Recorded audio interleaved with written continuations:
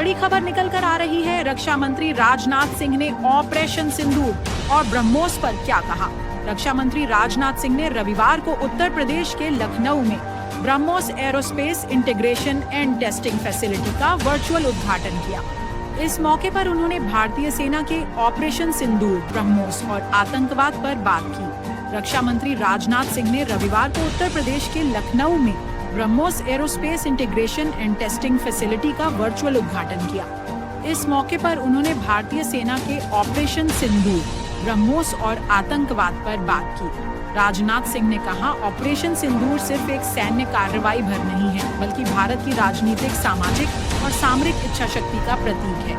यह ऑपरेशन आतंकवाद के खिलाफ भारत की दृढ़ इच्छा शक्ति का और सैन्य शक्ति की क्षमता और संकल्प शक्ति का भी प्रदर्शन है। राजनाथ सिंह ने कहा, हमने दिखाया है कि भारत आतंकवाद के खिलाफ जब भी कोई कार्रवाई करेगा तो आतंकवादियों और उनके आकाओं के लिए सरहद पार की जमीन भी सुरक्षित नहीं रहेगी। रक्षा मंत्री ने अपने सोशल मीडिया एक्स पर ब्रह्मोस मिसाइल के जुड़ा एक वीडियो भी शेयर किया है और लिखा है, ब्रह्मोस अपने आप में एक मैसेज है। साथ ही उन्होंने कहा, ब्रह्मोस सिर्फ एक मिसाइल नहीं, ये हमारी सेना की ताकत और सरहद की सुरक्षा के प्रति हमारे संकल्प का प्रतीक है। ऐसी महत्वपूर्ण खबरें जानने के लिए आप डीएनएस न्यूज इंडिया को सब्सक्राइब करें और वीडियो को लाइक करें। बड़ी खबर निकल कर आ रही है। भारत और पाकिस्तान ने सीज फायर की घोषणा कर दी है, लेकिन दोनों देशों की तनातनी में तुर्की खुलकर पाकिस्तान के साथ था और इजराइल भारत के साथ। हालांकि सीज फायर की घोषणा के बाद तुर्की ने इस फैसले का स्वागत किया है और कहा है कि दोनों देश इस मौके का इस्तेमाल सीधे और स्वस्थ बातचीत के लिए करें। लेकिन जब दुनिया के ज्यादातर देश तनाव के दौरान तटस्थ दिख रहे थे, तब तुर्की और इजराइल ने अपनी पसंद से खुलकर पक्ष लिया। भारत ने शुक्रवार को कहा था कि पाकिस्तान तुर्की का ड्रोन हमले के लिए इस्तेमाल कर रहा है। दूसरी तरफ पाकिस्तान ने कहा था कि भारत इजरायली ड्रोन से हमला कर रहा है। तुर्की के राष्ट्रपति रेचेप तैयब अर्दोआन ने गुरुवार को कहा था कि पाकिस्तान के लोग भाई की तरह हैं और उनके लिए अल्लाह से दुआ करते हैं। ऐसी महत्वपूर्ण खबरें जानने के लिए आप डीएनएस न्यूज इंडिया को सब्सक्राइब करें और वीडियो को लाइक करें। बड़ी खबर निकल कर आ रही है। श्रीनगर में ड्रोन अटैक, अमृतसर में रेड अलर्ट, कच्छ में ब्लैकआउट। जानिए पाकिस्तान के सीज फायर तोड़ने के बाद क्या क्या हुआ।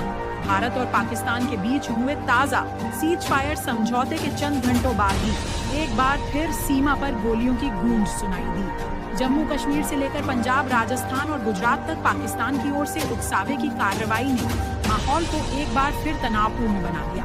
पाकिस्तान ने जम्मू कश्मीर के अखनूर, राजौरी, आरएसपुरा अंतर्राष्ट्रीय सीमा पर तोपों से गोलीबारी की। पलनवाला सेक्टर में सीज फायर तोड़ा गया।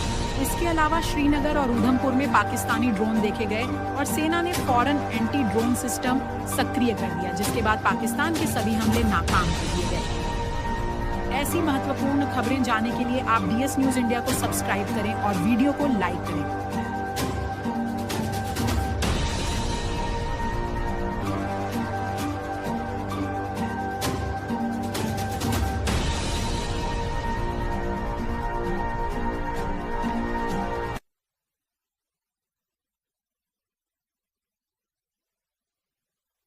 बड़ी खबर निकल कर आ रही है। भारत ने कहा, समझौते का उल्लंघन हुआ, पाकिस्तान पर लगाया ये आरोप। भारतीय विदेश सचिव विक्रम मिस्री इमेज स्रोत, शनिवार शाम को भारत और पाकिस्तान के बीच सीज फायर की घोषणा के कुछ घंटों के बाद भारतीय विदेश सचिव विक्रम मिस्री ने एक स्पेशल प्रेस ब्रीफिंग की। शनिवार रात करीब 11 बजे हुई इस स्पेशल ब्रीफिंग में विक्रम मिस्री ने कहा है कि पाकिस्तान ने समझौते का उल्लंघन किया है। उन्होंने कहा, पिछले कुछ दिनों से हो रही सैन्य कार्रवाई को रोकने का समझौता आज शाम को हुआ था। पिछले कुछ घंटों से पाकिस्तान की तरफ से इस समझौते का घोर उल्लंघन हो रहा है। भारतीय सेना जवाबी कार्रवाई कर रही है और इस सीमा अतिक्रमण से निपट रही है। ये अतिक्रमण अत्यंत ही निंदनीय है और पाकिस्तान इसके लिए जिम्मेदार है। करीब 2.5 मिनट की इस प्रेस ब्रीफिंग में विक्रम मिस्री ने कहा, हमारा मानना है कि पाकिस्तान इस स्थिति को ठीक से समझे और इस अतिक्रमण को रोकने के लिए तुरंत उचित कार्रवाई करे। उन्होंने कहा, सेना ने इस स्थिति पर कड़ी नजर रखी हुई है और उसे किसी भी अतिक्रमण से निपटने के लिए ठोस और सख्त कदम उठाने के लिए आदेश दे दिए गए हैं। इससे पहले शनिवार शाम करीब 5 बजे अमेरिकी राष्ट्रपति डोनाल्ड ट्रंप ने भारत और पाकिस्तान के बीच तत्काल और पूर्ण संघर्ष विराम पर सहमति बनने की जानकारी सोशल मीडिया पर दी की थी। इसके बाद भारत के विदेश सचिव विक्रम मिस्री ने भी इसकी जानकारी दी और बताया, दोनों के बीच इस बात की सहमति बनी है कि भारतीय समयानुसार शाम 5 बजे से दोनों ही पक्ष सभी तरह की फायरिंग और मिलिट्री एक्शन रोक देंगे।